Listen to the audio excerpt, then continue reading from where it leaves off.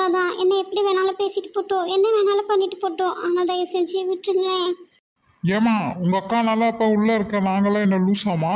தப்பு செஞ்சவங்கள விட செய்ய தூண்டினவங்களுக்கு தான் தண்டனை அதிகம் கிடைக்கணும். இல்லை அண்ணா, ப்ளீஸ் இந்த ஒரு தடவை. உங்க அக்கானால தானே நாங்க எல்லாரும் உள்ள இருக்கோம். அப்ப எங்களையும் தான் ரிலீஸ் பண்ணணும்.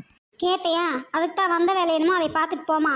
யாரு வீட்லயும் ஸ்கூல்லையும் அவளை எல்லாரும் கண்டிச்சு வளர்த்துருந்தா அவ ஒழுங்கா வந்திருப்பா. இப்பவாவது அவங்க கண்டிக்கட்டும், நீ இங்க வா. அவங்க அவங்க டியூட்டியை பாக்குறாங்கடா, நீ ஏன்டா தொலைக்கு போய் நிக்கிற? வா இங்க. இல்லை அண்ணே. வான்னு சொன்னேன். ம். நீ எதுக்கு இப்ப அழுகுற? தப்பு பண்ணவளே அவ்வளோ திமிரா இருக்கா, இவ எதுக்கு அழுதுட்டு இருக்கான்னு தெரியல. என்ன இருந்தாலும் அவன் நம்ம அக்கா இல்லை அண்ணே. உனக்கெல்லாம் எவ்வளோ பட்டாலும் சொன்னாலும் புத்தியே வராது. அவளே ஒரு சுயநலவாதி. பிறந்ததுலேருந்து கூட இருக்கிற உன்னையே அவ கொல்ல நினைக்கிறா. நீ என்னடானா அவளுக்கு சப்போர்ட் பண்ற. ரொம்ப பேசாத என்ன. அவ தான் நல்லா